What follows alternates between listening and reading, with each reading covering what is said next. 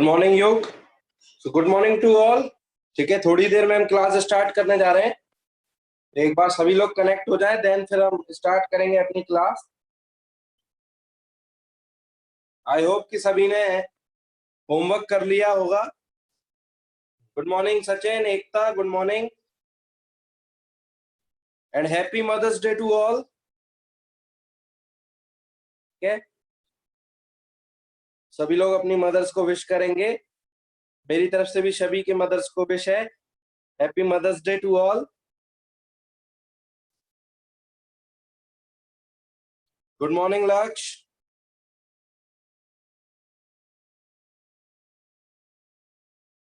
Morning Mayank. Start करते हैं। अर्चित, चलो सभी लोग आ गए हैं धीरे धीरे। थोड़ा सा और वक्त ले लेते हैं, 1-2 मिनट का। Good morning Gaurav, Sonia.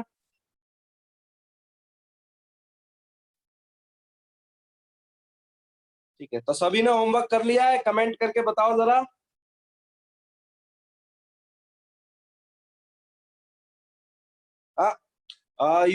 You will have to practice single choice correct answers and integer questions.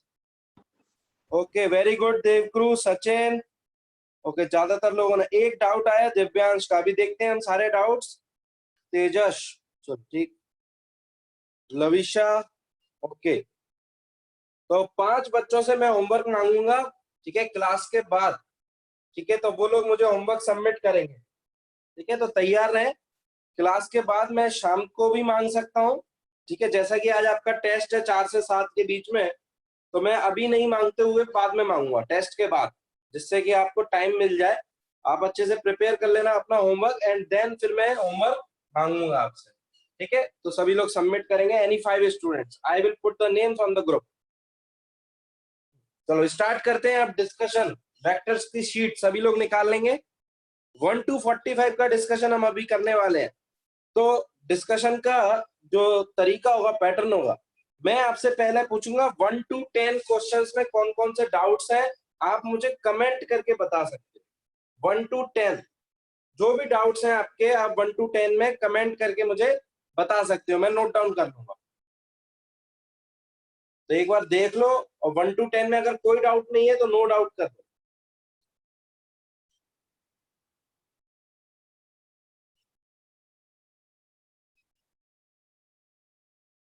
Very good Sonia, no doubt. Okay, no problem. किसी को अगर कोई डाउट है तो मैं 10 सेकंड दे रहा हूँ। 1 to 10 में अगर किसी को डाउट है तो वो 10 सेकंड के अंदर मुझे बता दे, वरना मैं मान के चलूंगा कि आपको 1 to 10 में कोई प्रॉब्लम नहीं।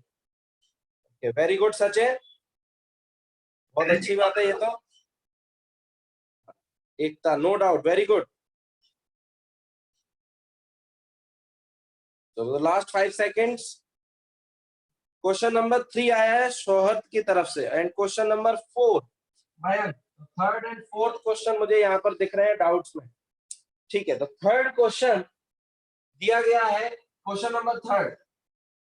सोहर्द ने पूछा है कि अगर हमारे पास कोई वेक्टर है 0.4 i cap plus 0.8 j cap and plus c k cap, और ये एक यूनिट वेक्टर है, this is a unit vector, तो c की वैल्यू हमें बतानी है कि कितनी होगी। चलो, कितने लोगों ने कर लिया इसको? मयंक, मयंक तुम जरा माइक ओपन करो, अपना माइक ऑन करो। Yes sir. मयंक, कैसे किया इस क्वेश्चन को, कुछ बताओगे मुझे? तो हमें गिवन है कि ये यूनिट वेक्टर है, देन इसका मैग्नीट्यूड 1 होगा। बिल्कुल, वेरी गुड। 1 को पुट कर देंगे अंडर रूट 0.4 का होल स्क्वायर प्लस प्लस 0.8 का whole square and plus c square. 0.6। Shauhard, Shauhard ने ये डाउट पूछा है। शौहर्द, मुझे बताओगे जरा माइक ऑन करके कि कहाँ दिक्कत आ रही है?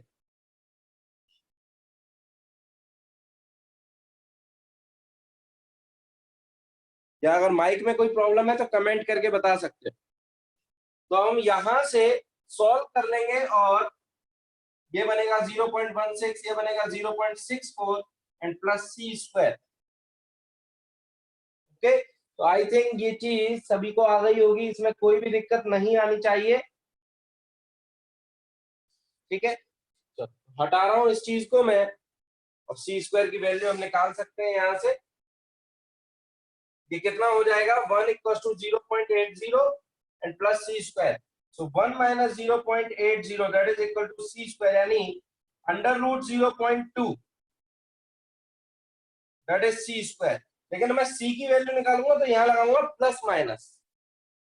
हालांकि ऑप्शन में हमें माइनस का ऑप्शन नहीं दिया है, लेकिन अगर मल्टीपल चॉइस होता तो हम प्लस भी देखते हैं आंसर और माइनस दोनों ही आंसर्स होते हैं। शीतल का सेकंड आया है डाउट, तो सेकंड देख लेते हैं। सेकंड क्वेश्चन में शीतल एक बॉल बनाया है उन्होंने। दिस इज अ बॉल, और उसने बोला है कि एक कॉर्नर से हमें इसके दूसरे कॉर्नर पर जाना है। तो आई थिंक ये चीज समझ में आ रही होगी कि हमें ये लेंथ चाहिए। तो मुझे इस लेंथ तक पहुंचने के लिए क्या करना होगा, मुझे इसकी डायमेंशन के अकॉर्डिंग चलना होगा। मैं 10 इधर जाऊंगा, फिर 12 इधर जाऊंगा एंड देन ऊपर जाऊंगा कितना, दैट इज 14। तो अगर मैंने इसका कोऑर्डिनेट 0,0 ले लिया है, इसका कोऑर्डिनेट एक्स एक्सिस में कितना हो गया 10 हो गया, वाई एक्सिस में कितना हो गया 12 और ये हो गया 14। और अब मुझे अगर ये वेक्टर की लेंथ चाहिए, ये वेक्टर की लेंथ, तो इस वेक्टर को मैं लिख सकता हूं, जैसे ए वेक्टर अगर मैं इसको नाम दे दूं, ए वेक्टर लिख सकता हूं 10i cap plus 12j cap plus 14k cap. और अगर मैं इस वेक्टर का मैग्नीट्यूड निकालूंगा तो 10 square plus 12 square plus 14 square. Sheetal mic on करके बताओ क्या दिक्कत आ रही है।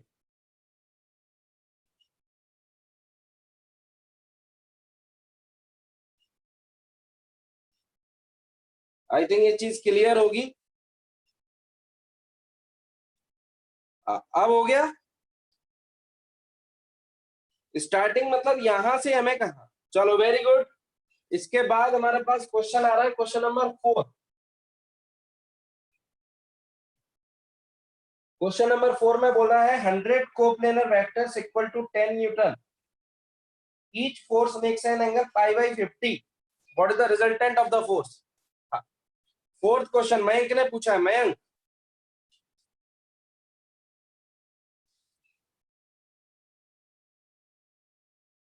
किसी बॉडी पर अगर 100 फोर्सेस लग रहे हैं,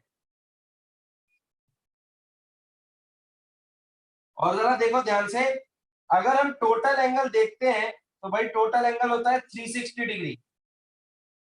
तो अगर मैं हर एक फोर्स के बीच का एंगल देखता हूं तो 360 डिवाइड बाई जो टोटल नंबर ऑफ फोर्सेज है दैट इज 100। इसका मतलब है 3.6 डिग्री होना चाहिए एक एक के बीच में। तो इसका मतलब ये होगा कि हर दो फोर्स के बीच का एंगल है 3.6 डिग्री। अच्छा, ये पाई बाई 50 इन्होंने बोल रखा है कि एक दूसरे से ये पाई बाई 50 वन एंगल बना रहे हैं। यही कितना है इनका, पाई बाई 50 है। ये पाई बाई 50 हम कैसे निकाल सकते हैं, 2 pi divide by 100 that is pi by 50। तो अगर मैंने आपको एक चीज भी बताई थी, मैंने सॉल्यूशन भी सेंड किया था, अगर ये फोर्सेस को हम, ठीक है सपोज करो मैं एक कोप्लेनर फोर्सेस बना रहा हूं, ये 3 फोर्सेस मैंने बना दिए किसी बॉडी पर, ये 3 फोर्सेस मैंने कुछ इस तरीके से बनाए, तीनों का इक्वल मैग्नीट्यूड है that is F F F.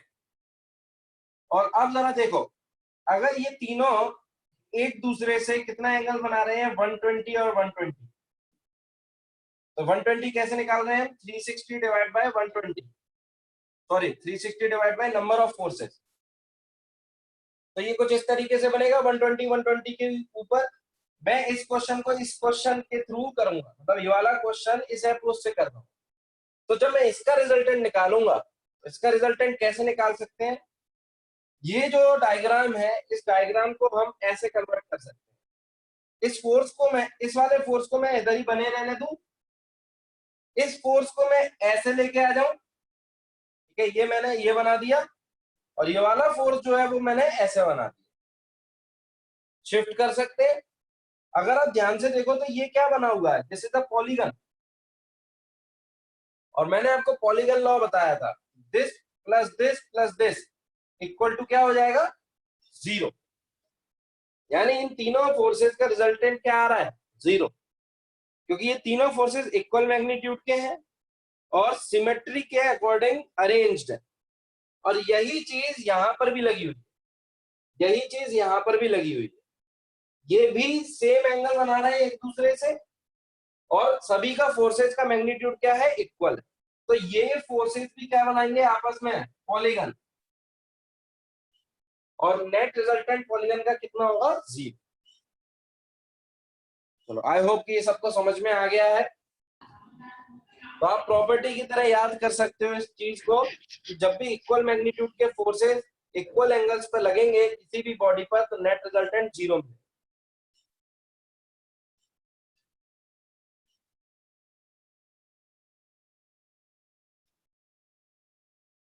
चलो अब आगे बढ़ते हैं।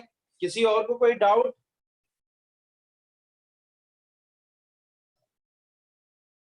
फिर मैं स्टार्ट कर रहा हूं 10 to 20। 10 to 20 में कोई डाउट है तो बताओ। अच्छा सचिन का 5 रह गया है। Sachin okay, fifth question. और 1 मिनट, सचिन का फिफ्थ रह गया है, वो और क्लियर कर लेते हैं। आई कैप प्लस जे कैप प्लस √2 के कैप, ये एक वेक्टर है। हमें एंगल बताना है with the x axis, Y axis and Z axis. तो जरा देखो ध्यान से, ये एक्स, ये वाई और ये जेड। और सपोज ये जो वेक्टर बना रहा हूं मैं कुछ ऐसा बना सकता हूं, इसके कोऑर्डिनेट क्या हो जाएंगे, 1 1 √2। तो ये बन गया वेक्टर।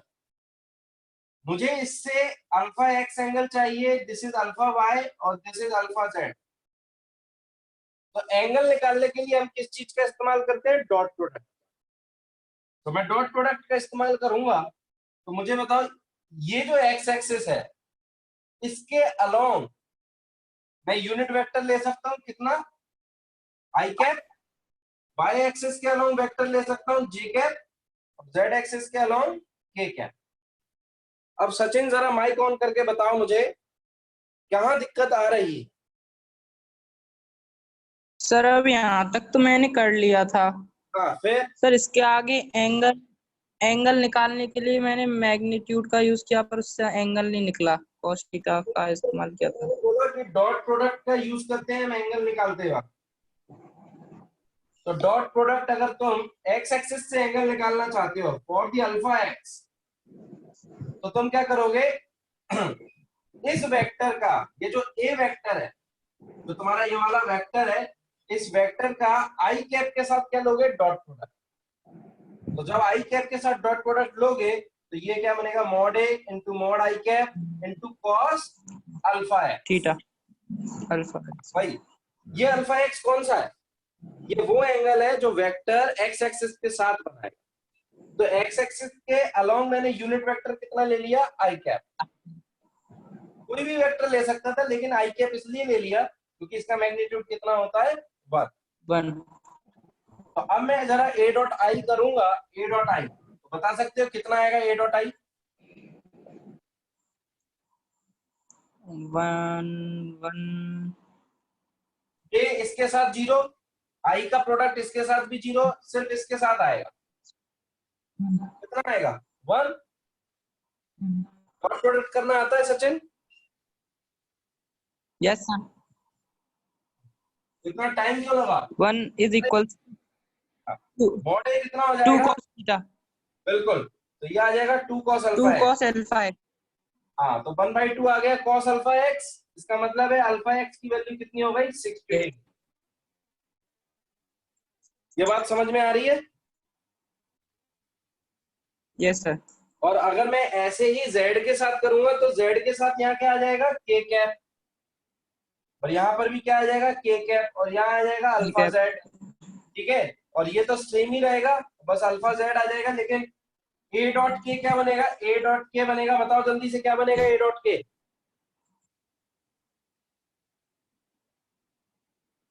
इतना टाइम क्यों लगा? 2 cos alpha, a dot k कितना आएगा यहाँ, 2 cos alpha is equals to √2। बिल्कुल। ये 2 कैसे आया है? मॉड ए की वैल्यू कैसे निकाली हमने? 1 square plus 1 square plus root 2 का होल स्क्वायर, और ये क्या है? Root 4, that is 2। और मॉड के की वैल्यू क्या है? 1 है।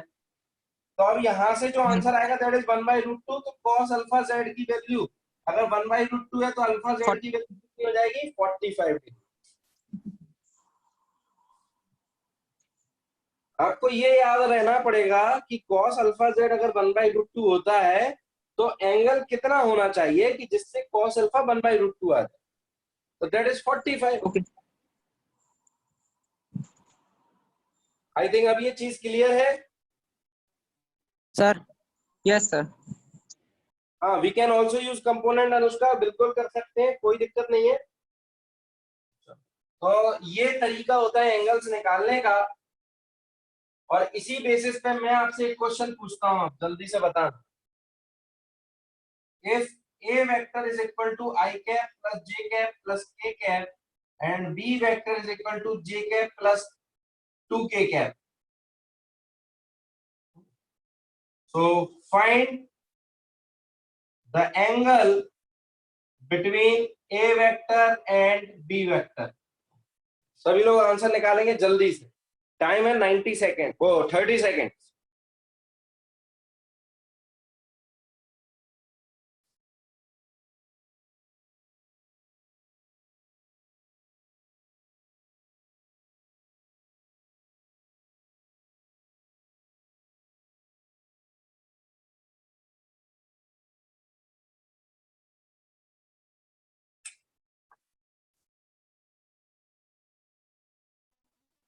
Ninety degree.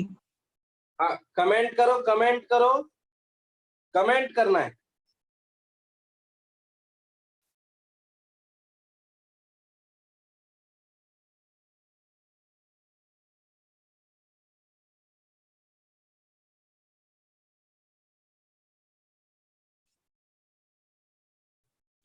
चलो, जिससे पूछूं वो बताएगा मुझे। आर्चित, आर्चित माइक ओपन करो, मतलब ऑन करो। Yes sir. A dot B कितना आएगा? सर ए डॉट बी आएगा 3। 3 आएगा। अच्छा, चलो देख लेते हैं। आई प्लस जे प्लस के dot J plus 2k cap. तो आई के साथ तो सभी का 0 हो गया, जे का सिर्फ इसके साथ कितना हो गया? 1, और के का इसके साथ हो गया 2, यानी कितना आ गया? 3। बिल्कुल सही है। और A dot B that is equal to mod A mod B into cos theta. तो ए डॉट बी अगर 3 है, मॉड ए कितना है? Root 3, yes sir.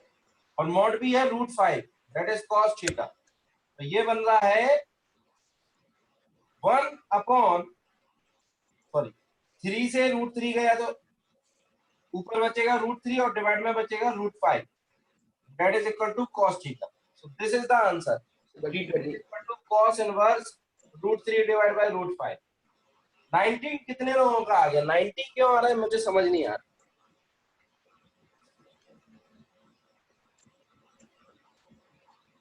कितनों ने दिया था आंसर 90? अभी देख लेता हूं मैं।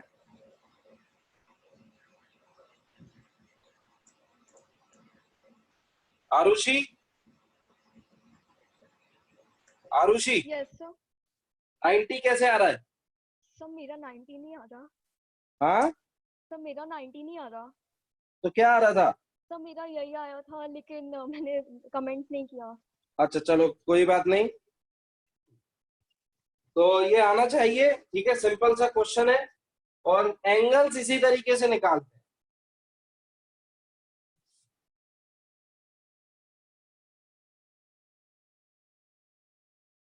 अब मैं आपसे एक क्वेश्चन और पूछ रहा हूं लास्ट, कि सपोज करो if A vector is I cap plus 2j cap, find the angle made by a vector with x axis, y axis and z axis। निकालो जल्दी से।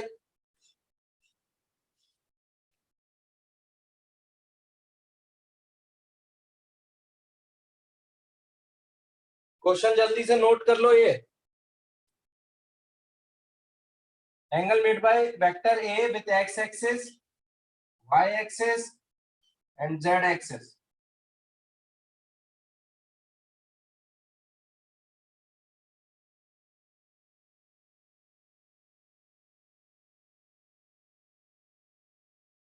या इसको √3 कर लेना, सुनो इसको √3 कर लेना, √3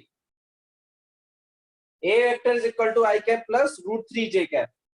Angle made by the vector A with x axis, y axis and z axis. Comment करेंगे लास्ट 30 सेकेंड्स।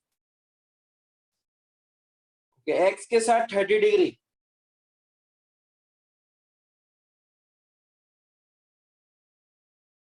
y के साथ 60,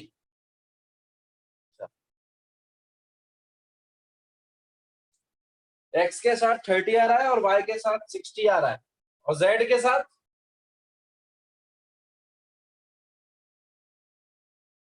रोहन का x के साथ 60 आ रहा है,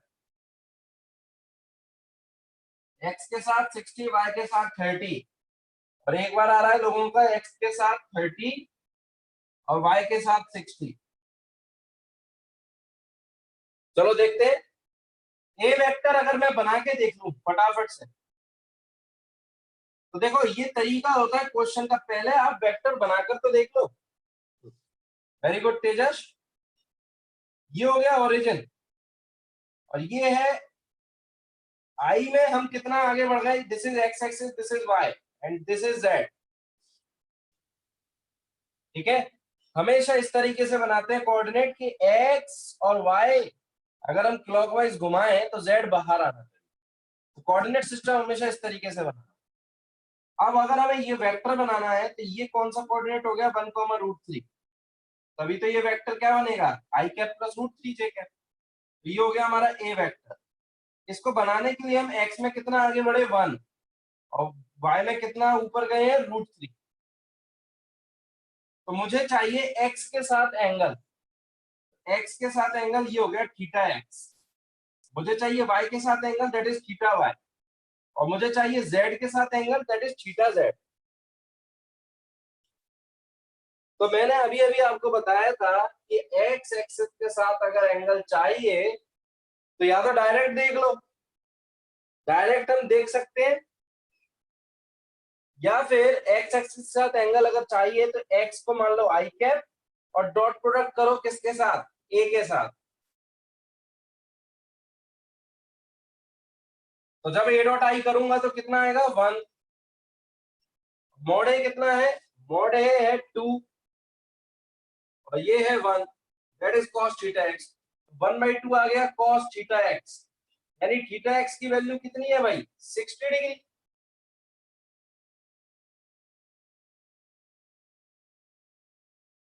थर्टी कितनों का आ रहा था, ये गलत है,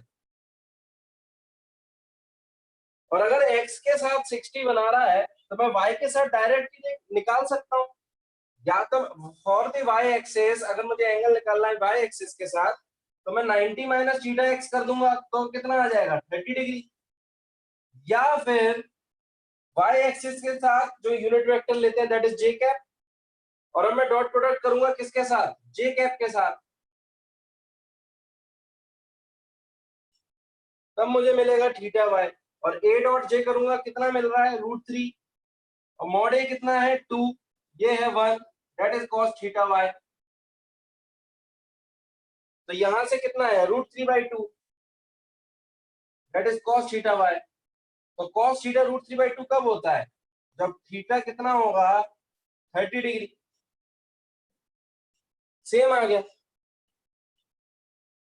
और जेड एक्सिस के साथ चाहिए तो करूंगा मैं ए डॉट जेड वाला, A dot K cap,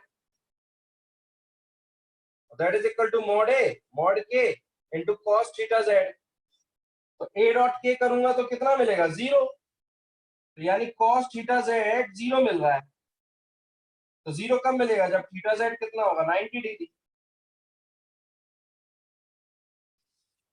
I hope कि ये सब चीजें आपको क्लियर है।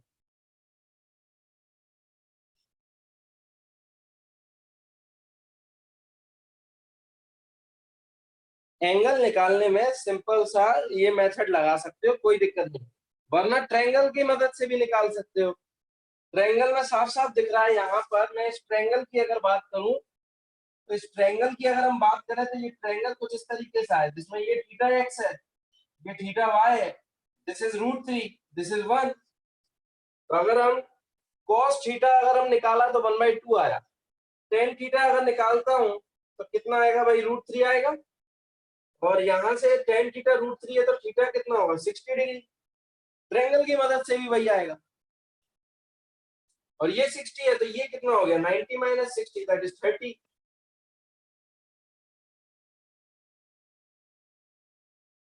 तो ये मेरे हिसाब से अब ये क्वेश्चंस में गलती नहीं होनी चाहिए। अगर किसी को कोई डाउट है तो वो यहीं क्लियर कर ले,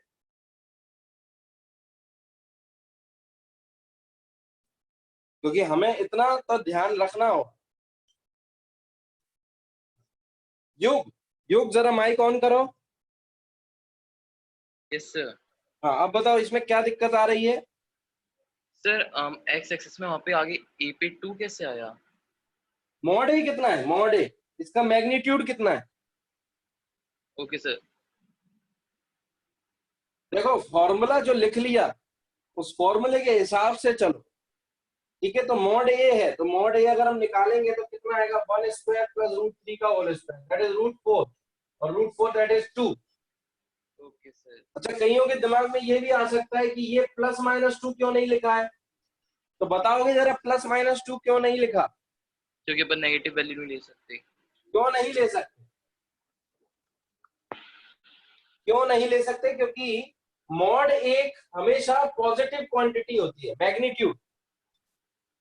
तो जिस तरीके से टाइम कभी नेगेटिव नहीं हो सकता, इसी तरीके से मैग्नीट्यूड कभी नेगेटिव नहीं हो सकता, इसलिए नेगेटिव नहीं लेते हम। मैग्नीट्यूड ऑलवेज रिमेन्स पॉजिटिव, याद रखना इस चीज को। अच्छा अब अगर किसी को कोई डाउट है तो पूछ सकता है। सर हाँ सर हम ए वेक्टर डॉट के कैप को 0 क्यों लिखेंगे? क्योंकि यहाँ के कैप दिख रहा है। नो। अगर मैं ए डॉट के करूंगा तो के के साथ इसका भी 0 इसका भी 0। हाँ दोनों के साथ 0। ओके। बिल्कुल।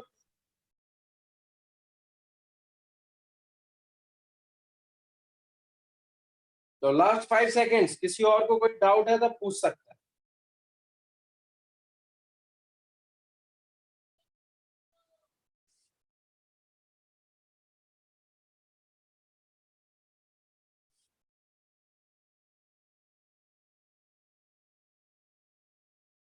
मैं आपसे बहुत सिंपल सी चीज पूछने वाला हूं। सपोज करो cos थीटा की वैल्यू अगर 1/√3 है तो बताइए जरा tan थीटा की वैल्यू कितनी होगी, कितनी होगी tan थीटा की वैल्यू।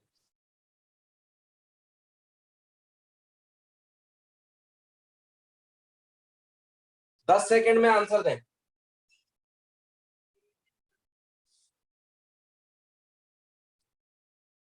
आरुषि का आंसर आया है। cos थीटा की वैल्यू अगर 1/√3 है तो tan थीटा की वैल्यू कितनी होगी, 2/√3। शीतल का भी आंसर आ गया है। कैसे करते हैं, बहुत सिंपल सा। देखिए ये थीटा क्या है, दिस इज अ थीटा। और cos थीटा क्या होता है, बेस अपॉन हाइपोटेनियस।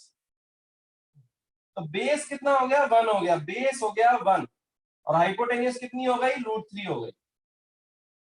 तो हम परपेंडिकुलर का square hypotenuse square minus base square करते हैं तो ये कितना हो गया, √3 का स्क्वायर माइनस 1 का square and that is equal to 2, sorry 3, that is 3 - 1 that is 2। तो ये मिल गए हमें परपेंडिकुलर स्क्वायर। तो परपेंडिकुलर कितना मिल गया, √2।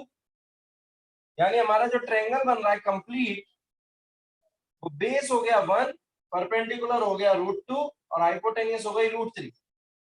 हाँ तो अब आपसे अगर tan थीटा पूछा जाए, tan थीटा कितना बताओगे, √2/√1 यानी 1। अकेला कितना आ गया, √2। tan थीटा कितना आ गया यहाँ से, अकेला √2।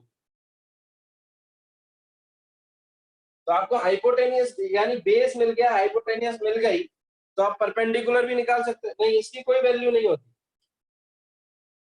इसकी वैल्यू हमें नहीं दी गई।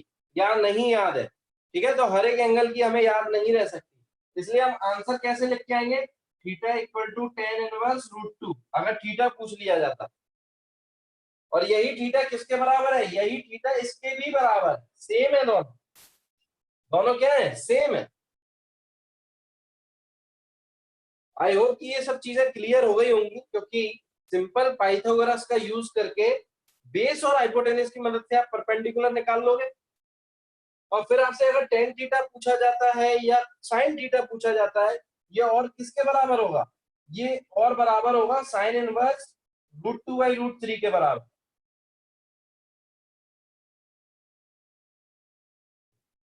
चलो अब मैं दे रहा हूं क्वेश्चन, जल्दी से करके बताओ।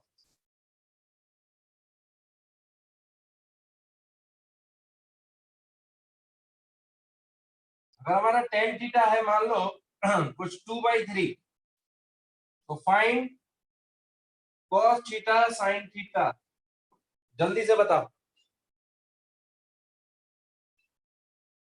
ठीक है, इन अ राइट एंगल ट्रायंगल।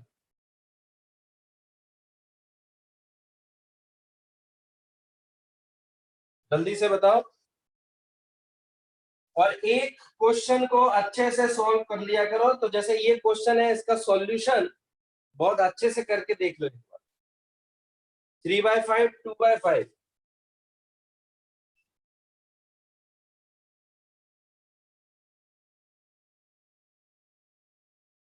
√13 बिल्कुल सही है। सिंपल सा है, देखो tan थीटा कितना है भाई, 2/3 है, और tan थीटा होता क्या है, परपेंडिकुलर अपॉन बेस। तो बेस हो गया 3 और परपेंडिकुलर हो गया 2। मैं अगर एक ट्रायंगल बनाता हूं, तो बेस हो गया 3, परपेंडिकुलर हो गया 2, हाइपोटेनियस नहीं पता, तो हाइपोटेनियस कैसे निकाल सकते हैं, with the help of Pythagoras theorem. तो परपेंडिकुलर दैट इज 4 और ये हो गया 9, दिस इज हाइपोटेनियस स्क्वायर। तो हाइपोटेनियस कितना आ गई, √13। तो हाइपोटेनियस अगर हमें √13 मिल गई, तो अब मैं cos थीटा अगर लिखूंगा तो क्या लिखूंगा, बेस अपॉन हाइपोटेनियस, और बेस कितना है, बेस है 3, हाइपोटेनियस कितनी है, √13। इसी तरीके से जब sin थीटा लिखूंगा तो परपेंडिकुलर अपॉन हाइपोटेनियस, परपेंडिकुलर है 2, हाइपोटेनियस है √13। तो अगर मेरे से थीटा पूछ लिया जाता कि थीटा बताइए, तो थीटा तो मैं यहां से लिख सकता था tan इनवर्स 2/3, और यही थीटा यहां से भी लिख सकता था cos इनवर्स 3/√13, और यही मैं लिख सकता था sin इनवर्स 2/√13। एक ही बात है। तो आई होप कि ये सब चीजें क्लियर होंगी, बहुत छोटी सी चीजें हैं पर दिक्कत दे सकती हैं, इसलिए अच्छे से नोट डाउन कर लो। बिल्कुल सही है, sin थीटा इज 2/√13। हाँ, ये बहुत जरूरी है, ये चीजें एक दूसरे में कन्वर्ट करना।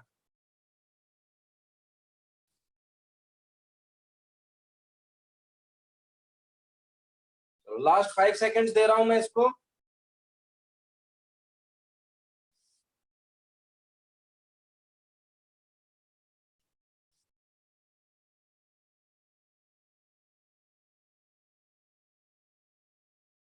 अब हम क्वेश्चंस देखेंगे 10 to 20, 10 to 20। हाँ, क्वेश्चन नंबर 13 17 और बताएं, 12 लिख लिया मैंने लवीशा, 13 14 हो गया, अच्छा 14 रह गया। हाँ और बताओ,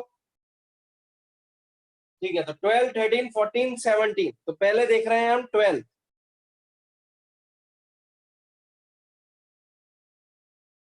12th क्वेश्चन,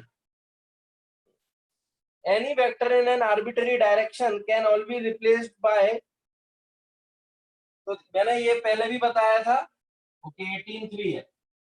कोई भी वेक्टर अगर हम ले लें, सपोज ये मेरा कोऑर्डिनेट एक्सिस है, ये मेरा वेक्टर है ए वेक्टर, तो इस वेक्टर को मैं कैसे बना सकता हूँ, इस वेक्टर को मैं तोड़कर बना सकता हूँ, दैट इज A1 वेक्टर, और ऐसे मैंने एक और बना दिया A2 वेक्टर।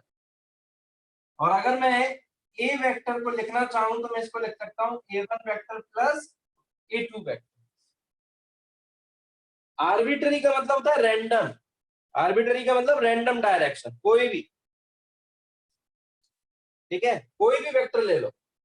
मैंने ये वाला वेक्टर ले लिया, आप चाहो तो ये वाला वेक्टर ले सकते हो, जैसे बी वेक्टर, इसको हम कैसे लिख सकते हैं, B1 और B2 इन दोनों का सम लिख सकते हैं, B vector is equal to B1 vector plus B2 vector. I hope कि ये सब चीजें समझ में आ गई होंगी। तो A1 और A2 का रिजल्टेंट क्या हो गया, A हो गया, B1 और B2 का रिजल्टेंट क्या हो गया, B हो गया। और ये B1 और B2 है कैसे आपस में, पैरेलल है, एंगल कितना है इन दोनों के बीच में, 0 डिग्री। ठीक, this is of A question, तो ए पोर्शन बिल्कुल सही है। बी ऑप्शन की अगर हम बात करें, हाँ, तो ये बी ऑप्शन तो हमेशा ही क्या होता है, सही होता है। जरा देखो हमने क्या किया था, कोई रिजल्टेंट अगर है तो इस रिजल्टेंट के हम दो कंपोनेंट कर सकते हैं, ठीक है। तो एक आता है इसका x कंपोनेंट और एक आता है इसका y कंपोनेंट। तो हम ax और ay और इसकी मदद से क्या बना देते हैं, r वेक्टर को बना सकते हैं, that is ax i cap और ay j cap. C portion, arbitrary vectors का मतलब होता है रैंडम वेक्टर, कोई भी। तो अगर हम सी ऑप्शन को ध्यान से देखें,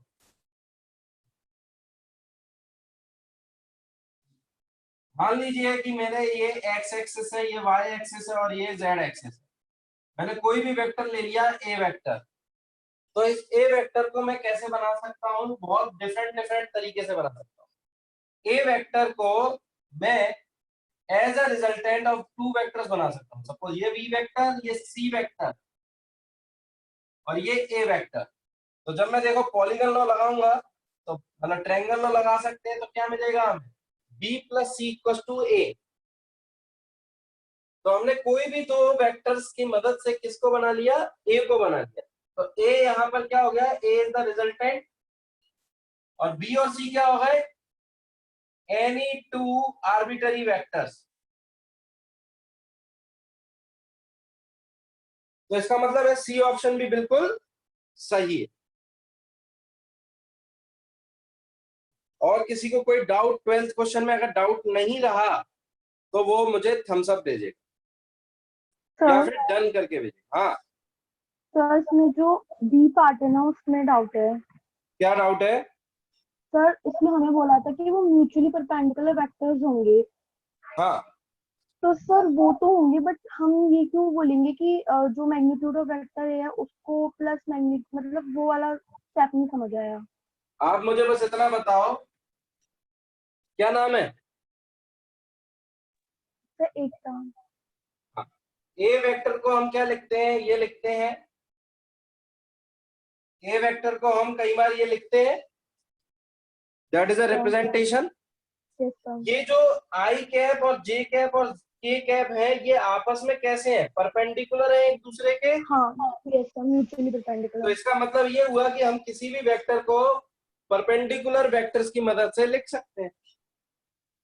ओके। Clear, yes. चलो आगे बढ़ते हैं। क्वेश्चन नंबर 13 अच्छा क्वेश्चन। 13 क्वेश्चन में x एक्सिस, y एक्सिस और z axis, and this is of vector a, और ये एंगल है थीटा x, ये मैंने मान लिया थीटा y, और ये मान लिया मैंने थीटा z, जो इधर से बन रहा है।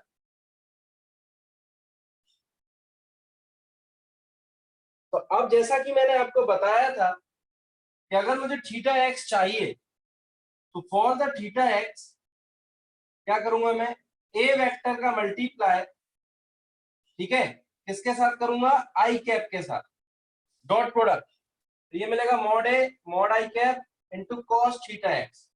अब a वेक्टर खुद कैसा वेक्टर है, यूनिट वेक्टर, तो मॉड a की वैल्यू कितनी हो गई, 1। तो अगर ये यूनिट वेक्टर है तो जरा ध्यान से देख। हाँ, अब ए डॉट आई करेंगे अगर हम, ठीक है, तो हमें क्या मिलने वाला है, mod A mod I into cos theta x. Okay, अब अगर हम कॉस थीटा एक्स निकालें, यानी यहाँ थीटा एक्स को क्या ले रखा है उन्होंने, अल्फा, ये ले रखा है उन्होंने alpha.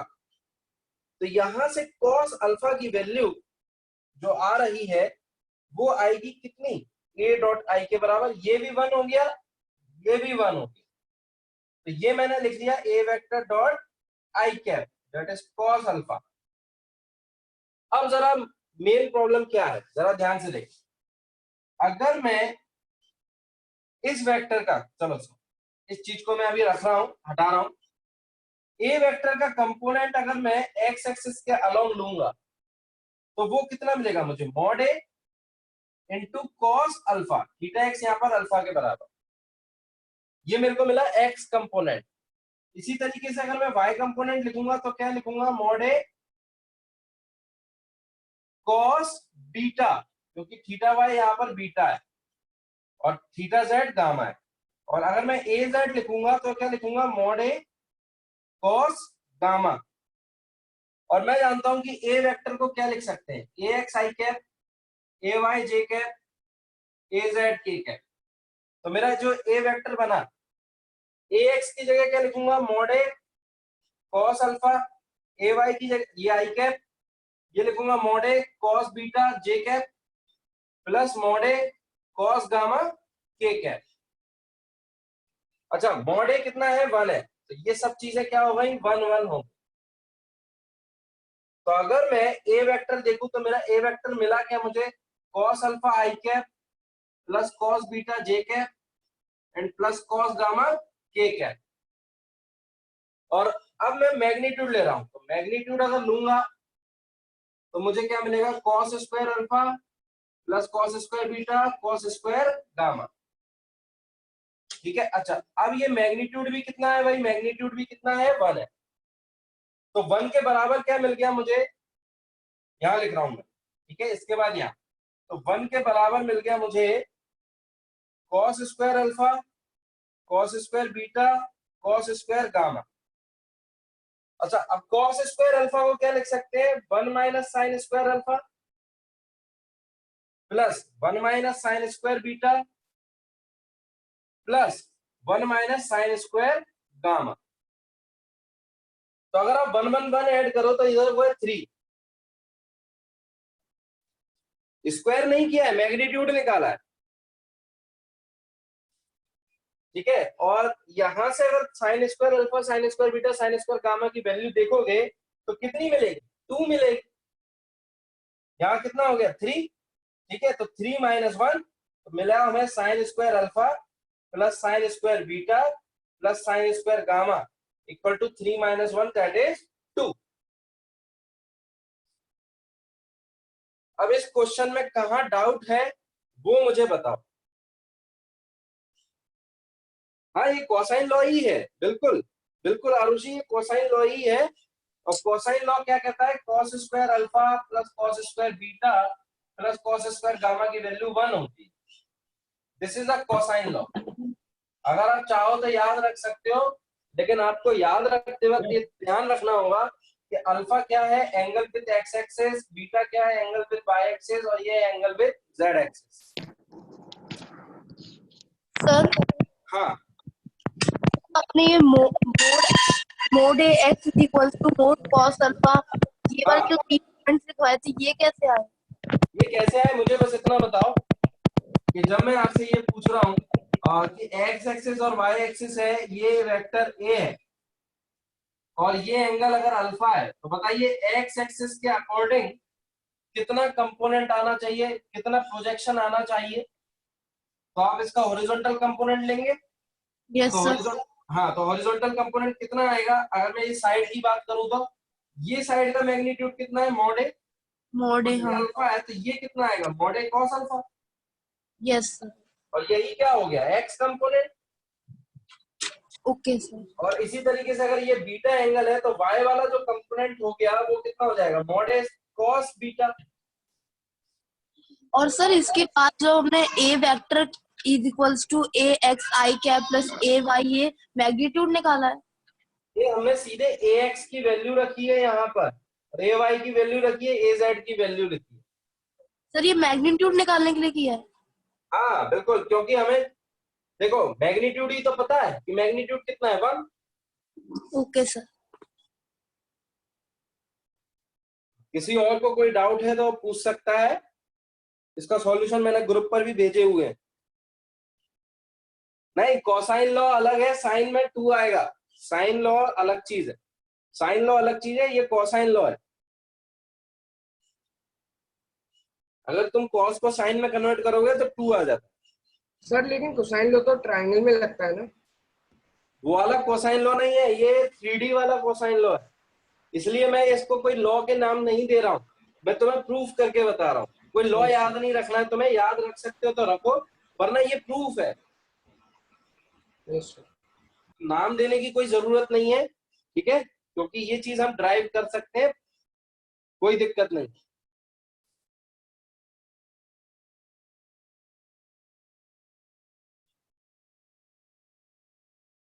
Minus sine x cube ये कहां से आ रहा है? युग माइक ऑन करो। नहीं सर, साइन एक्स क्यूब नहीं, जैसे लास्ट में लिखा हुआ है ना माइनस साइन। हाँ तो ये लिखा हुआ है 1 minus sign square gamma. Yes sir. हाँ तो माइनस साइन जो तीनों है उसकी वैल्यू -1 होगी। अरे इसको सॉल्व करना, इस इक्वेशन को सॉल्व करना है। तो देखो 1 + 1 + 1 कितना हो गया 3, और ये हो गया 1। हाँ तो जब ये ओके 1 इधर सर। जाएंगे और साइन स्क्वायर वाली सारी चीज इधर आएंगी, तो ये प्लस में बनेंगी। Okay sir.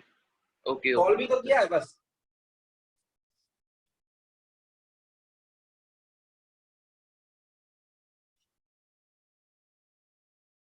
आगे बढ़ते हैं, क्वेश्चन नंबर 14, 2 फोर्सेस। ये तो बहुत ही सिंपल क्वेश्चन है, हर एक का मैग्नीट्यूड एफ है और रिजल्टेंट का भी मैग्नीट्यूड एफ है। तो रिजल्टेंट का मैग्नीट्यूड हम कैसे निकालते हैं? मॉड ए square plus mod B square plus 2 mod ए मॉड बी कॉस थीटा। और ये थीटा क्या होता है? दो वेक्टर्स के बीच का एंगल।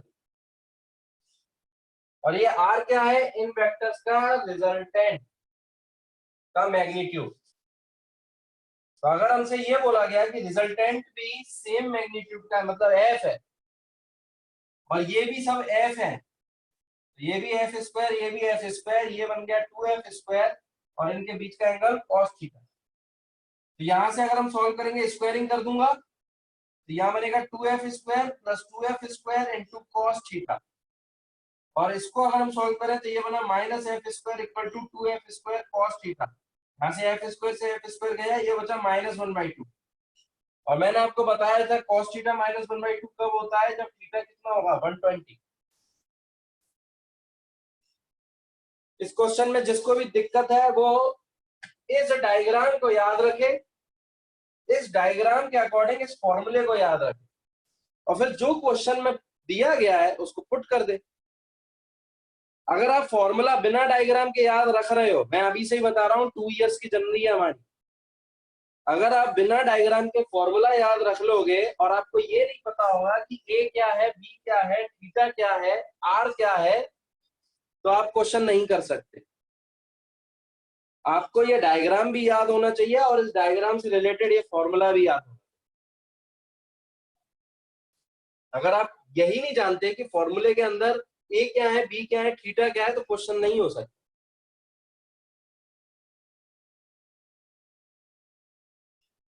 चलो आगे बढ़ते हैं, क्वेश्चन नंबर 18 मेरे हिसाब से आप बहुत सिंपल सा क्वेश्चन हो गया है। दो वेक्टर्स हैं, दोनों के एक दूसरे से परपेंडिकुलर है, और मुझे इनका रिजल्टेंट चाहिए।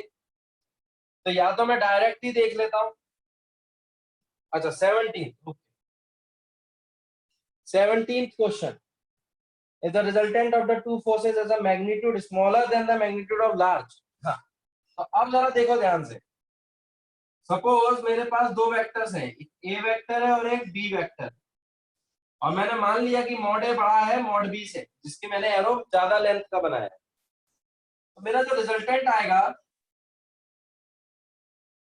ध्यान से देखो, ये रिजल्टेंट की जो लेंथ है ये ए से भी क्या है, ज्यादा है।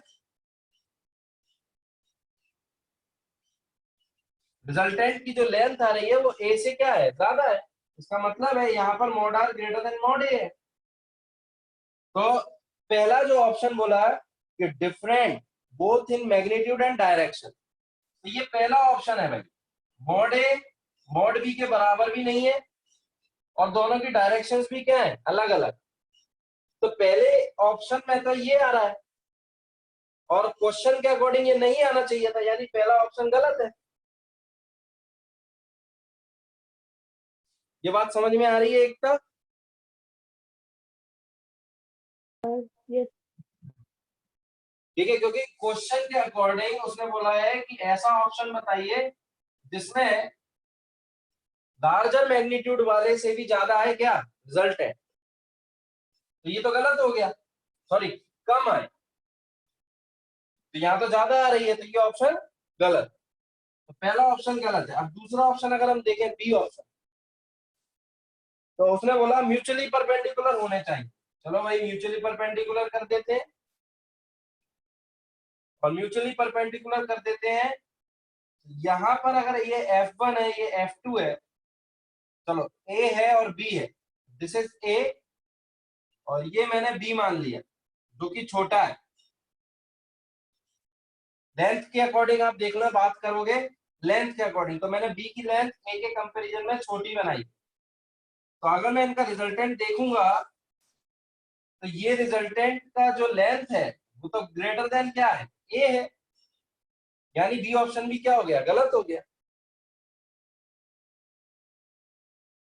ठीक है, सी ऑप्शन की अगर हम बात करें तो उसने एक्सट्रीमली स्मॉल एम्पलीट्यूड वाले बात की है।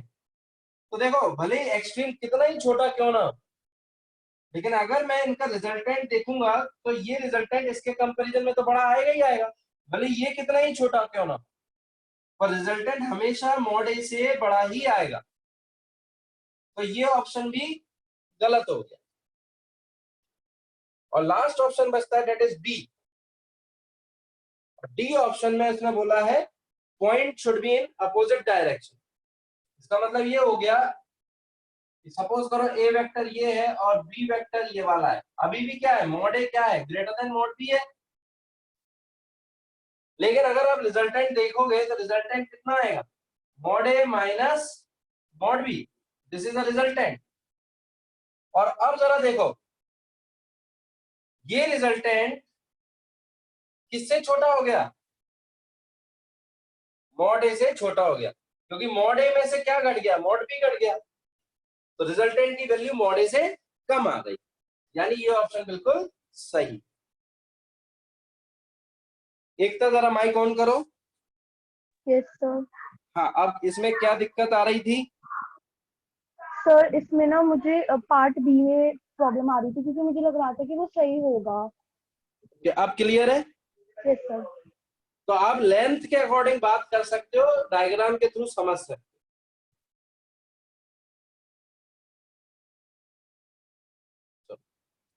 इसके बाद में क्वेश्चंस,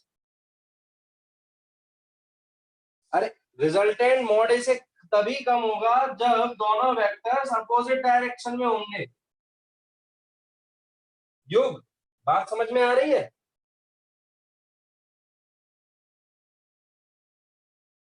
क्योंकि रिजल्टेंट कितना आएगा यहां से, मॉड ए माइनस बी। हाँ बिल्कुल। आगे बढ़ते हैं, क्वेश्चन 20 to 30 नोट डाउन करवाओ जल्दी से। 20 to 30, 21, 27, 22। हाँ, जिसने कॉस थीटा का एक्सप्लेनेशन अभी अभी दिया था कमेंट में, बिल्कुल सही दिया, आई अप्रिशिएट दैट। 4 क्वेश्चंस आ रहे हैं, 21, 20, 27, 22। तो पहले हम देखेंगे question number 20। Mod A minus B क्या आता है? सब्ट्रैक्शन ऑफ द वेक्टर्स का। मॉड ए square plus mod B square minus 2 mod ए मॉड बी कॉस थीटा। तो ये फॉर्मूला लगाते वक्त आपको ये ध्यान रखना है कि थीटा क्या है? Angle between two vectors. तो ये ए वेक्टर, ठीक है, और बी वेक्टर के बीच का एंगल, दिस इज थीटा। और अब ये जो चीज इसमें दी है कि भाई ये चीज मॉड ए के बराबर है या फिर मॉड बी के बराबर है, तो मैं सब जगह मॉड ए कर देता हूं, मॉड बी की जगह भी मॉड ए ही कर रहा हूं। तो ये बनेगा, और ये अगर अभी हमने सॉल्व किया है तो जरा ध्यान से देखो, ये बनेगा 2 मॉड ए स्क्वायर माइनस 2 मॉड ए स्क्वायर इंटू कॉस थीटा। यहाँ से कॉस थीटा कितना आ जाएगा? -1/2। तो थीटा कितना हो गया? 120 डिग्री। यहाँ हमने स्क्वायरिंग की है। आई थिंक ये चीज तो अब क्लियर हो जानी चाहिए। किसने पूछा था ये क्वेश्चन? ईमानदारी से जरा माइक ऑन करके बताओ।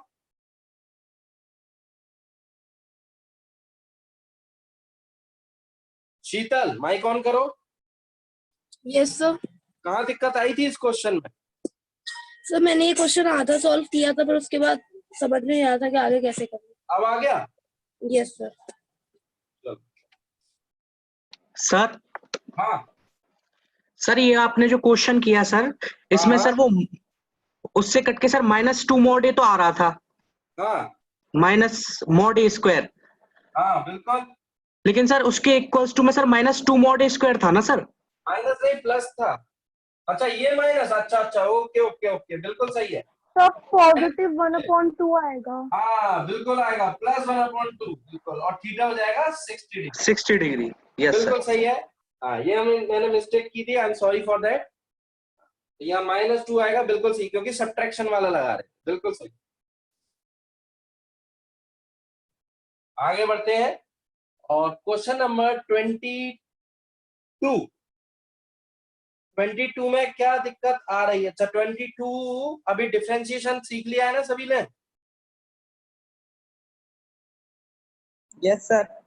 हाँ, तो मोमेंटम से फोर्स कैसे निकालेंगे? न्यूटन सेकंड लॉ लगा के। सेकंड लॉ पता है सभी को? चलो क्वेश्चन नंबर 22 में काइनेमेटिक्स में कराऊंगा, ठीक है, अभी इसको छोड़ दो, कोई बात नहीं। सर 21st पूछा था सर मैंने। अच्छा 21st में ए और बी के बीच का एंगल है 120 डिग्री, तो रिजल्टेंट बताना है क्या होना चाहिए। चलो तो देख लेते हैं। मॉड ए square plus mod B square minus 2 mod ए mod B into cos theta, ये होता है mod of A minus B, और यही दिया है हमें। इसका जो रिजल्टेंट है, मतलब जरा देखो, हाँ, ए और बी के बीच का एंगल है 120, तो रिजल्टेंट जो आएगा उसको उसने नाम दिया है सी को, सी का नाम दिया है। तो रिजल्टेंट हम कैसे लगाते हैं? मॉड ए प्लस बी, और ये रिजल्टेंट क्या आएगा?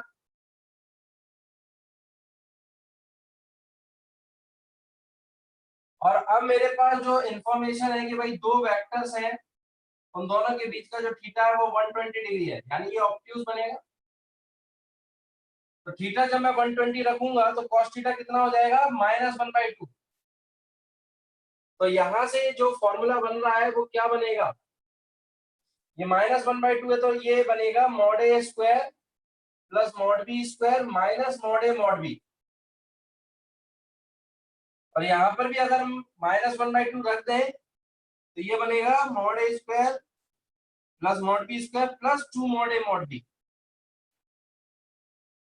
तो ये बना हमारा a माइनस बी का मॉड, और ये बना c का मॉड। बताओगे जरा कौन सा ज्यादा है, c या a माइनस बी? c में यहाँ माइनस आ रहा है और a माइनस बी में यहाँ प्लस आ रहा है, तो बिल्कुल a माइनस बी ज्यादा बड़ा है। हाँ बिल्कुल सही है, तो a माइनस बी ज्यादा बड़ा है।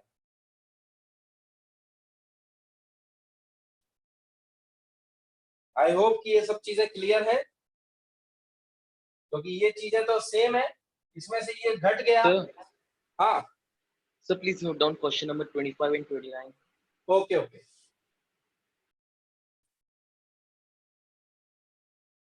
अब हम देख रहे हैं क्वेश्चन नंबर 25। 3 वेक्टर्स। हाँ, जिसने पूछा है पहले मुझे डाउट बताओ और अपना नाम, क्या डाउट आ रहा है और नाम बताओ पहले तो। 25 क्वेश्चन नंबर 25।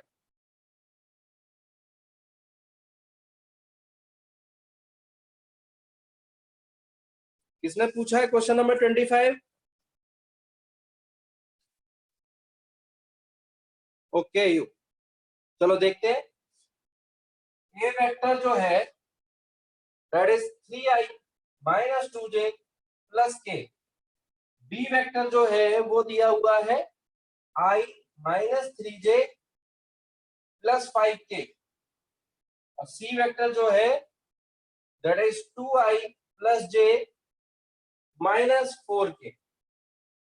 हमें ये चेक करना होगा क्या ये ट्रायंगल बना रहे हैं या नहीं बना सकते। ठीक है, तो पहला आ रहा है इक्विलेटरल ट्रायंगल। तो पहला ऑप्शन है इक्विलेटरल ट्रायंगल। इक्विलेटरल ट्रायंगल के लिए तीनों साइड्स बराबर लेंथ की होती है, और अगर ये तीनों वेक्टर्स साइड्स को रिप्रेजेंट कर रहे हैं, इसका मतलब है कि mod A should be mod B equal to mod C, तीनों सेम होने चाहिए। ये कंसेप्ट समझ में आया? ठीक, तो हम इनके मॉड निकालेंगे। तो देखो मॉड ए कितना आ रहा है 9 प्लस 4 प्लस 1। ठीक है, तो 9 4 13 एंड दैट इज रूट 14। इसी तरीके से मॉड बी निकालेंगे, वो कितना आएगा 1 plus 9 plus 25 that is root 35। Mod C कितना आ रहा है? सर हाँ हाँ बताओ। Video is stop, the video is not clear. ये क्या सभी के साथ ऐसा हो रहा है? Sir clear. ठीक है, नेट कनेक्शन चेक करो। मॉड सी कितना आएगा जरा देखो, 4 plus 1 5, 5 plus 16 that is root 21। ठीक है, तो एक बात समझ में आ रही है, यहां से देखने पर समझ में आ रहा है कि जो 35 है वो किसका सम है 21 प्लस 14 का सम है। और मैं 35 को क्या लिख सकता हूँ रूट 35 का होल स्क्वायर, ये लिख सकता हूँ रूट 21 का होल स्क्वायर, और ये लिख सकता हूँ रूट 14 का होल स्क्वायर। और ये चीज मैं कैसे बना सकता हूँ, hypotenuse square equal to base square plus perpendicular square. इसका मतलब है कि ये पक्का एक राइट एंगल ट्रायंगल बन रहा है जिसमें हाइपोटेन्यूज है रूट 35 की वैल्यू, बेस मान लिया हमने रूट 21, और परपेंडिकुलर हो गया हमारा रूट 40। और हाइपोटेन्यूज को हम क्या मान सकते हैं, that is a B vector. और परपेंडिकुलर किसका है, this is a A vector. और ये किसका है, this is a C vector. योग समझ में आया? इक्विलेटरल क्यों नहीं हो सकते, मैग्नीट्यूड इक्वल नहीं है। ठीक है, एक का भी मैग्नीट्यूड दूसरे के इक्वल नहीं है, यानी आइसोसेलेस भी नहीं हो सकते, क्योंकि दो एक्चुअली सही इक्वल होने चाहिए। तो इसका मतलब है ये राइट एंगल ट्रायंगल है, इस तरीके से हम देख सकते सर हैं। हाँ सर मैं 21 क्वेश्चन बताया था सर। सर हाँ उसमें हाँ, ये भी कॉन्सेप्ट तो ला सकते हैं कि जो हमें पता है कि जो मिनिमम वैल्यू आती है रिजल्टेंट की वो आती है a माइनस बहुत बी। सही, तो बिल्कुल सर उसमें दिया है 120 और मिनिमम वैल्यू आती है 180। तो सर बिल्कुल ऑलवेज बड़ा ही होगा सर a माइनस सी से। बिल्कुल बिल्कुल लगा सकते हो, बहुत ही अच्छा सोचा है Pushpendra, very good, very nice. सभी लोगों को समझ में आया पुष्पेंद्र का जो कहना था कि भाई मिनिमम वैल्यू तो मॉड ए माइनस बी ही होगी, और वो कब होती है जब 180 डिग्री होता है। तो 120 डिग्री वाली जो वैल्यू होगी वो तो मॉड ए माइनस बी से बड़ी ही होगी। वेरी गुड, और यही चीज मैं चाहता हूं सभी लोगों से, बहुत ही अच्छा सोचा है। चलो वेरी गुड, आगे बढ़ते हैं और क्वेश्चन नंबर 29 देखेंगे। Following sets of the three forces act on a body whose resultant cannot be zero। तो रिजल्टेंट जीरो नहीं हो सकता। तो जरा पहला ऑप्शन देखते हैं 10, 10, 10। क्या ये तीनों मिलाकर रिजल्टेंट 0 बना सकते हैं? अच्छा देखते हैं अनुष्का 27, अभी देखते हैं क्या ये तीनों मिलकर रिजल्टेंट 0 बना सकते हैं। तो देखो ध्यान से, अगर मैं ये वेक्टर ले लूं, ये बी वेक्टर और ये सी वेक्टर, तो ये 0 बना सकते हैं। कैसे बना सकते हैं जरा ध्यान से देखो, मैंने अभी अभी तुम्हें बताया था। देखो जो रिजल्टेंट होता है दो वेक्टर्स का, वो इससे छोटा होगा और किससे बड़ा होगा। तो अगर मैं ए और बी का रिजल्टेंट देखूं तो ये 20 है और ये हो गया 0। तो अगर हम 20 को चेक करें, 20 का मतलब हमारा जो सी वेक्टर है उसको कैंसिल करना होगा, must be cancel out the resultant of A and B.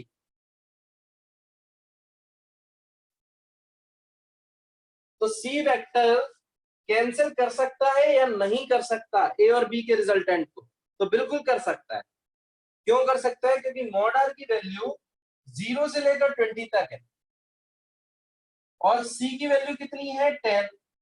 तो इफ मॉड आर की वैल्यू अगर 10 हो जाए तो सी जो कि 10 है उसको कैंसिल कर सकता है, can cancel the R vector,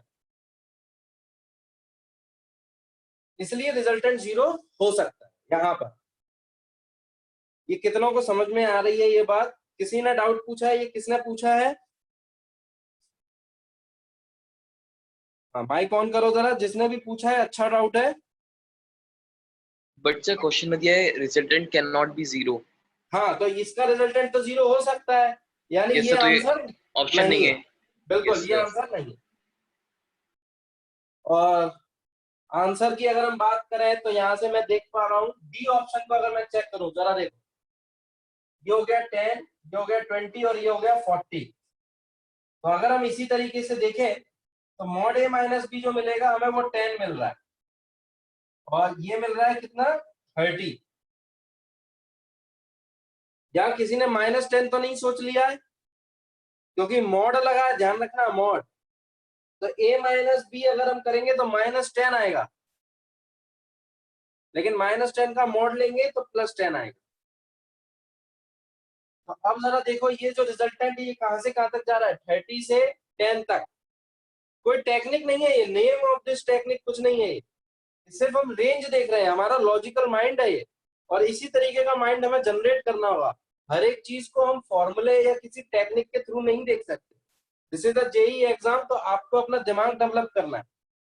अब जरा देखो 30 से 10 तक की वैल्यू है, मैक्सिमम 30 जा सकता है, मिनिमम 10, लेकिन सी कितना है 40। तो अगर रिजल्टेंट 30 हो गया तो क्या ये 40 कैंसिल कर पाएगा? नहीं कर पाएगा। 10 हो गया तो ये 40 कैंसिल कर पाएगा? नहीं कर पाएगा।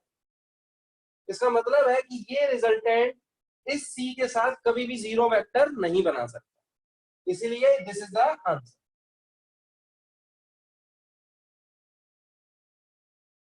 आई थिंक ये चीज समझ में आई होगी, काफी लॉजिकल क्वेश्चन है, this is a logical question.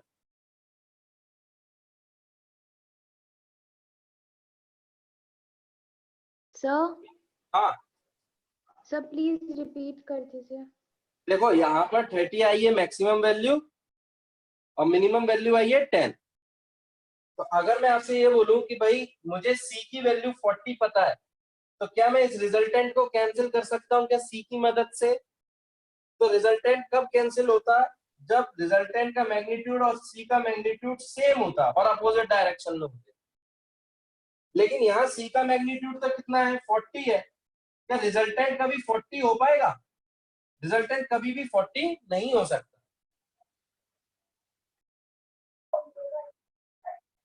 This is the question number 29 और इसी चीज को मैंने सॉल्व भी करके दिया है आपको, आप ग्रुप चेक कर सकते हैं, उसमें सॉल्यूशन भी डला हुआ है। आई थिंक अब वो सॉल्यूशन समझ में आ जाएगा। हाँ सर हाँ क्या नाम बताओ, नाम बताओ पहले। सर खुशी। हाँ बताओ खुशी। सर ये डाउट था कि sir mod of A minus mod of B minimum resultant होता है, फिर mod of A vector minus B vector का मॉड मिनिमम रिजल्टेंट होता है।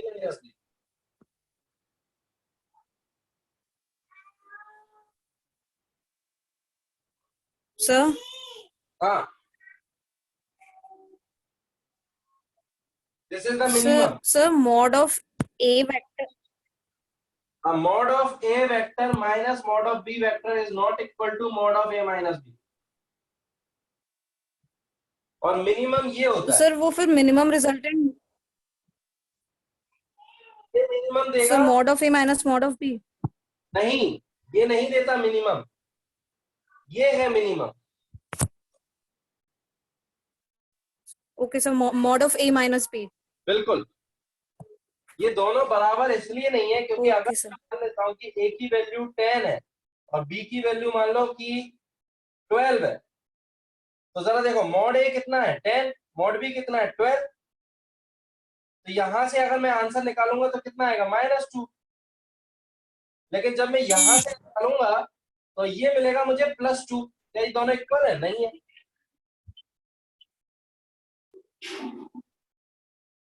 Okay sir. हाँ, बताओ.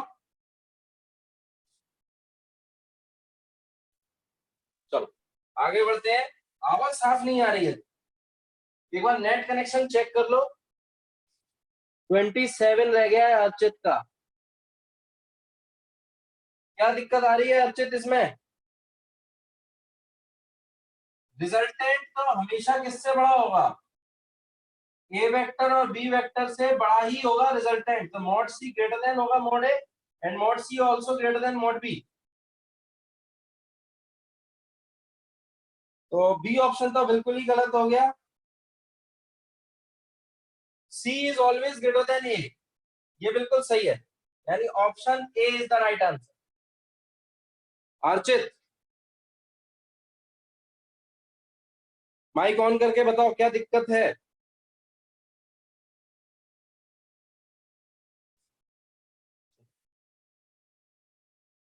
थीटा अगर 180 हो जाए तो मॉड ए माइनस बी के बराबर आ जाएगा मॉड सी. सर लेकिन पीछे 27 का आंसर बी है. It is possible. हाँ, अच्छा अच्छा, पॉसिबल बोल रखा है. चलो देख लो पॉसिबल कब हो सकता है. अभी अभी हमने क्वेश्चन किया था, जब दोनों अपोजिट हो जाए तो जो मॉड सी मिलेगा वो मिल सकता है मॉड ए माइनस बी, और mod A minus B is less than mod A and also less than mod B. ठीक है, तो थीटा 180 डिग्री पर आप करके देख सकते हो, पॉसिबिलिटी है बिल्कुल. तो बी ऑप्शन बिल्कुल. लेकिन अगर इसमें मस्ट बोल दिया गया होता तो गलत हो जाता, क्योंकि मस्ट जरूरी नहीं है.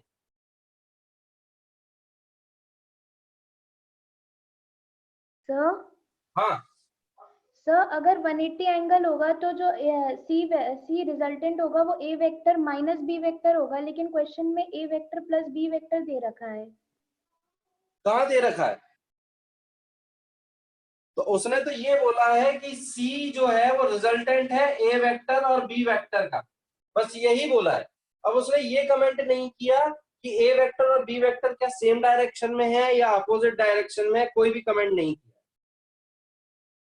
तो बस इसका क्या मतलब होता है, इस चीज को लिखने का मतलब होता है कि c is the resultant of A and b vector.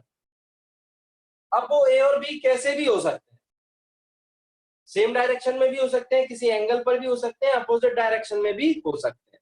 तो हमें सारी पॉसिबिलिटी लेनी होगी. तो हमने ये पॉसिबिलिटी ले ली जिसके अकॉर्डिंग आंसर बी आ रहा है. बिल्कुल सही है आंसर. सर हाँ आपने कहा जो सी है हाँ, वो ए से बड़ा हो सकता है बी से बड़ा है, तो सर अगर ए से भी बड़ा हो सकता है, बी से भी बड़ा हो सकता है. हो सकता है सर, हाँ मतलब पॉसिबिलिटी होने की, जरूरी नहीं है कि बिल्कुल. हो. नहीं, जरूरी नहीं है कि हमेशा ही हो. Okay sir. बिल्कुल पॉसिबिलिटी है.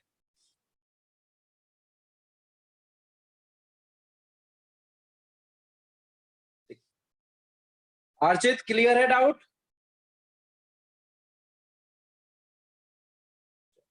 आगे बढ़ते हैं. 30 से लेकर 40 तक जल्दी से बताओ. 30 to 40,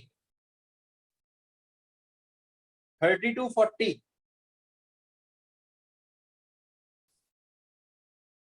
तो 30 आ गया है, 34 आ गया है, 30, 34, 40, 39, 41 तो हम बाद में देखेंगे।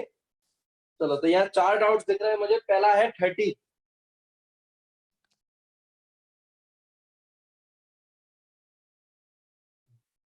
थर्टी सिक्स भी आ गए। Okay, 40th question, 30th question, when the 3 forces, okay, ये तीनों फोर्सेस अगर देखा जाए तो क्या कभी रिजल्टेंट 0 बना सकते हैं? लिख लिया मैंने युग 40, 50, 30 और 15। ये अगर तीनों फोर्सेस लग रहे हैं तो क्या कभी रिजल्टेंट 0 बन सकता है? देखो, अगर मैं 50 और 30 को देखूं तो इनकी मैक्सिमम वैल्यू कितनी आएगी? ये जो इनकी जो रिजल्टेंट होगी वो वेरी करेगी 20 और 80 के बीच की। ठीक है, क्या कभी 15 कैंसिल कर पाएगा? 15 कभी भी इन दोनों को कैंसिल नहीं कर सकता। इसका मतलब है कि net resultant is not equal to 0। और अगर मैं दूसरा पेयर लेता हूं, 50, 13 और 15, इन दोनों का पेयर लेता हूं, इनकी जो रिजल्टेंट होगी वो कहां से बड़ी होगी? वो 15 से बड़ी होगी और कहां तक जाएगी? 45 तक। तो क्या कभी ये 50 को कैंसिल कर पाएगा? It can not be equal to 50, कभी भी 50 के बराबर नहीं हो सकता।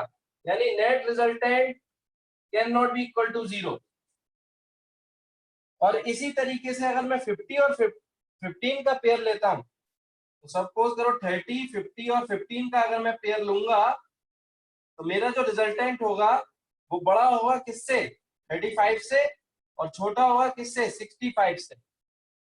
तो क्या ये कभी भी 30 के बराबर हो पाएगा? कभी भी नहीं हो पाएगा। यानी ये भी कभी नेट रिजल्टेंट 0 नहीं दे सकता, कभी भी नहीं दे सकता। तो कभी भी अगर नेट रिजल्टेंट 0 नहीं है और बॉडी पर हमेशा एक फोर्स लग रहा है, तो फिर एक्सेलरेशन भी क्या होगा? Not equal to 0। और एक्सेलरेशन अगर 0 नहीं होगा तो वेलोसिटी बदलेगी। तो यहां पर मूविंग विद एक्सेलरेशन, ये कितनों को क्लियर है? या अगर क्लियर नहीं है तो माइक ऑन करके डाउट पूछ सकते।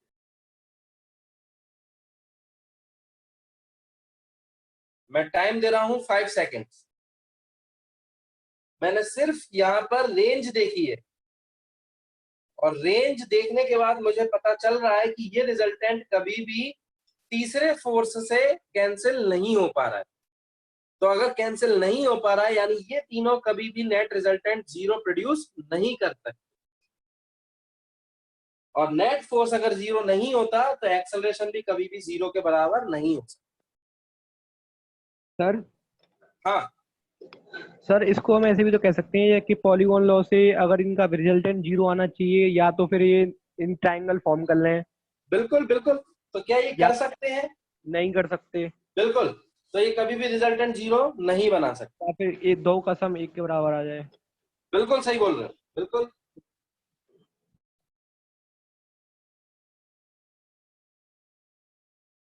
ये कभी भी ट्रायंगल इसलिए नहीं बना सकते क्योंकि मैं 30 प्लस 15 को अगर देखूं तो ये 45 आ रहा है, और ये किससे कम है?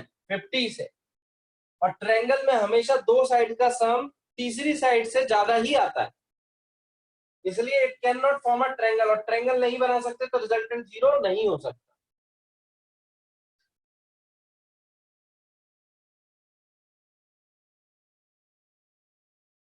अब हम देखते हैं क्वेश्चन नंबर 34। ये बहुत ही सिंपल क्वेश्चन है। 34 किसने पूछा है? What is the angle between P and the resultant? Resultant चाहिए हमको P प्लस क्यू वेक्टर का and P minus Q vector का। तो अगर इनका रिजल्टेंट हमारे पास कुछ R है तो R vector that is equal to P plus Q plus P minus Q. और यहां से अगर हम रिजल्टेंट देखें तो Q से Q कैंसिल हो गया, बचा क्या 2p वेक्टर। तो 2p वेक्टर इन दोनों का क्या है रिजल्टेंट, और ये भी किसके पैरेलल होगा p वेक्टर के पैरेलल है, यानी थीटा कितना हो गया 0 डिग्री। ये क्वेश्चन किसने पूछा है जरा ईमानदारी से माइक ऑन करो। अंकित, अंकित समझ में आ गया है? सर हाँ बताओ। सर जो आपने लास्ट क्वेश्चन जो बताया था कि दो ट्रायंगल मतलब एक ट्रायंगल में दो साइड्स का सम तीसरी साइड से ज्यादा ही होता है। हाँ तो सर अगर हम तीन फोर्सेस सपोज कर ले जैसे 45 न्यूटन 5 न्यूटन एंड 50 न्यूटन, हाँ तो सर इसमें ये ट्रायंगल तो फॉर्म करेंगे नहीं, लेकिन ये कैंसल आउट तो कर सकते हैं एक दूसरे को। नहीं तो बिल्कुल सिंपल सही बोल रहे हो, कोई प्रॉब्लम नहीं है, जरूरी नहीं है कि ट्रायंगल ही फॉर्म हो। सर तभी तो मैंने कही थी कि इस दो का सम एक के बराबर आ जाए। हाँ तो यही तो हम चेक कर रहे थे, रेंज में भी हम क्या चेक कर रहे थे, यही इसी तरीके से चेक कर रहे थे। ये बात समझ में आ रही है? रेंज में भी हम क्या कर रहे थे कि दोनों का सम करके देख रहे थे कि क्या वो तीसरे के कभी बराबर हो सकता है या नहीं। अगर जिसमें हो जाएगा और जिसमें हो सकता है उसमें वो कैंसिल हो जाएगा। क्या वीडियो क्लियर नहीं आ रही है क्या?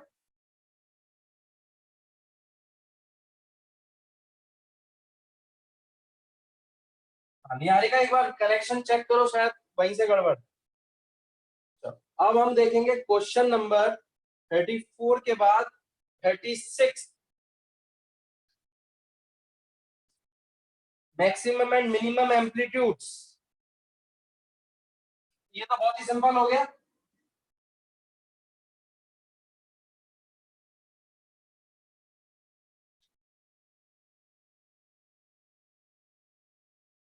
The maximum and minimum magnitudes of the resultant of the two vectors of P and Q is 3:1।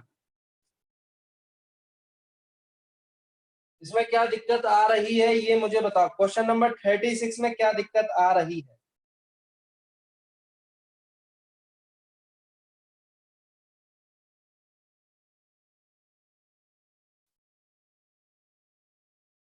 देखो एक चीज बता देता हूं, mod of P minus Q को आप ये लिख सकते हो, mod of P minus mod of Q का होल मॉड, ये लिख सकते हो।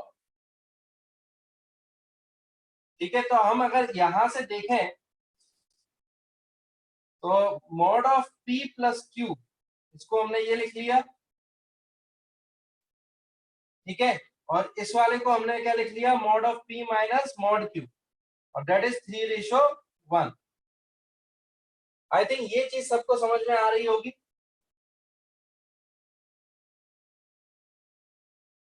दो प्रॉपर्टीज याद रख लो, mod of P plus Q that is mod of P plus mod of.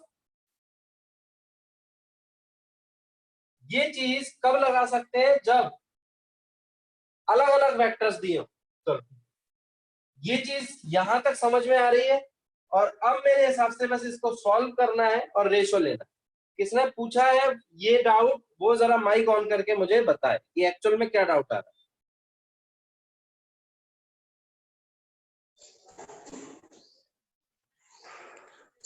जब रेशियो लिया था, हाँ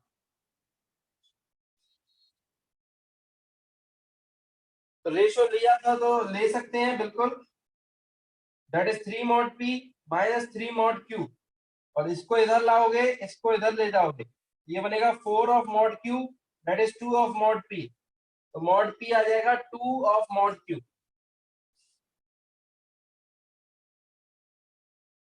सर हाँ तो आपने लिखा है mod of P plus Q equal to mod P plus mod Q। Sir ये बिना हाँ, चलो लिखे एक और बार बता रहा हूं मैं, ये जो मैंने चीज बताई है जरा देखो ध्यान से, 1 मिनट रुको जरा, इंक में थोड़ा सा भर लेता हूं।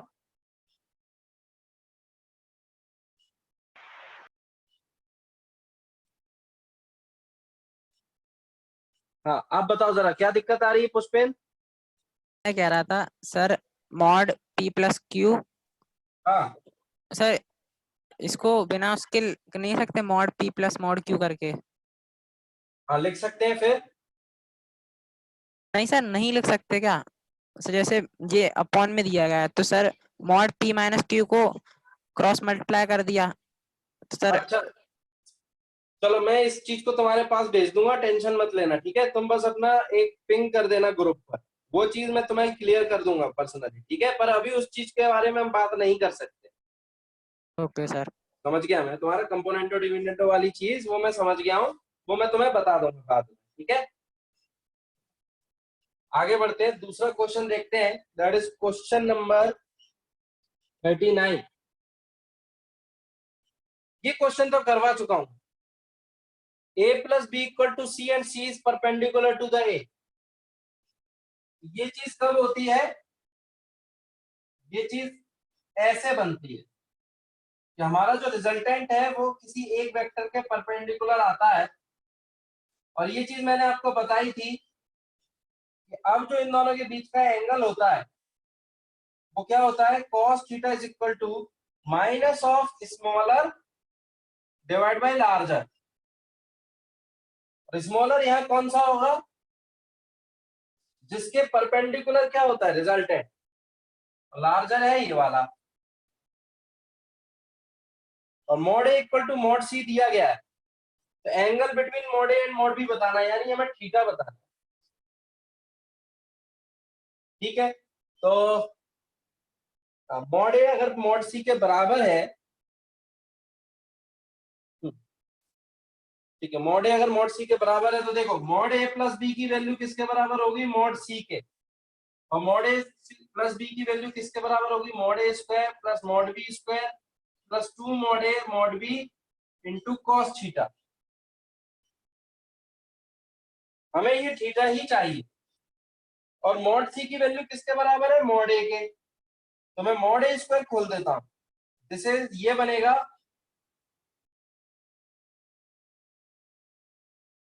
मॉड ए स्क्वायर से मॉड ए स्क्वायर गया, ठीक है।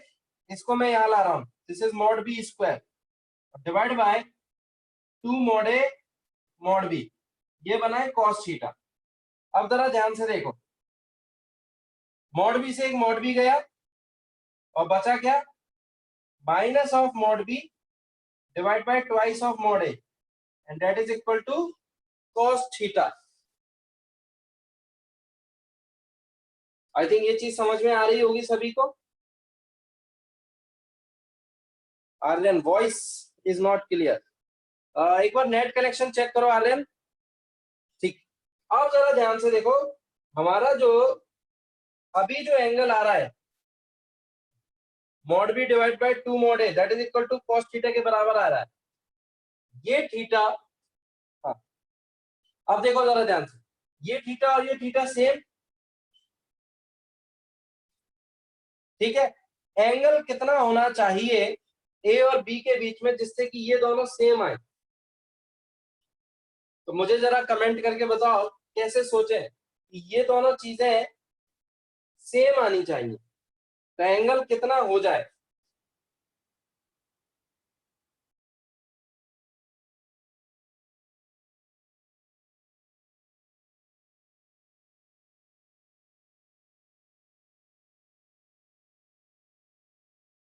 सर हम बी को सर ए की टर्म्स में लिख लेंगे सर।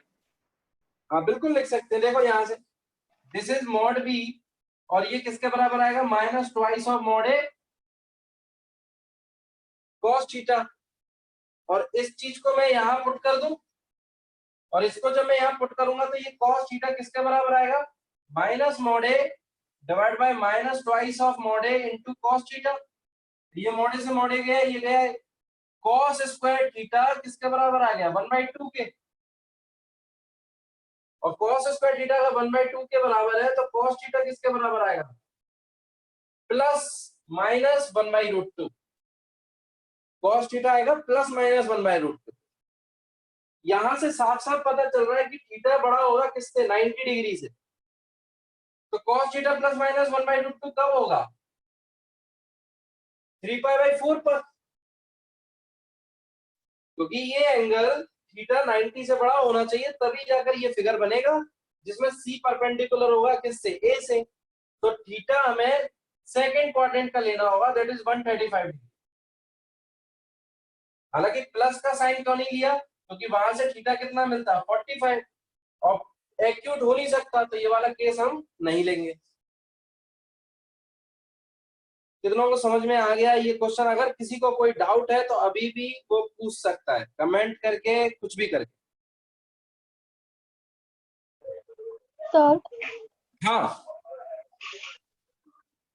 सर हमने minus mod B upon 2 into mod A is equal to cos theta put कर दिया, वो हमारी इक्वेशन आ गई सर। उसके बाद हाँ। वाली जो स्टेप हुई है ना वो नहीं समझ रहा है। इसको हमने यहाँ पुट कर दिया। अच्छा सर, हमने इस वैल्यू को उसमें पुट कर दिया है। मॉड बी की वैल्यू हमने कितनी लिख ली, -2 mod A cos theta, yes sir. और इसको हमने इसकी जगह पुट कर दिया। ये देखो ये पुट किया।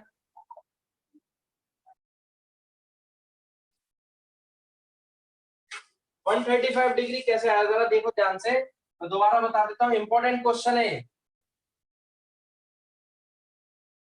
तो अब मैं मॉड बी की वैल्यू यहाँ पुट कर रहा हूँ, ठीक है। तो मैं यहाँ पर बताने वाला हूँ आपको आगे का। तो cos theta that is equal to, ये आ गया minus mod A upon twice of mod A cos theta. इसको मैंने यहाँ रख दिया, मॉड ए से मॉड ए गया, ये गया, cos स्क्वायर थीटा की वैल्यू आ गई 1/2। तो cos थीटा की वैल्यू आएगी +-1/√2। अगर मैं +1/√2 लेता हूं तो थीटा की वैल्यू मिलेगी 45, और -1/√2 लूंगा तो थीटा की वैल्यू कितनी होनी चाहिए, pi minus theta, that is 135। मैंने ये चीज बताई भी थी। cos थीटा -1/√2 कब होगा, जब सेकंड क्वाड्रेंट में होगा। सेकंड क्वाड्रेंट में पाई माइनस थीटा,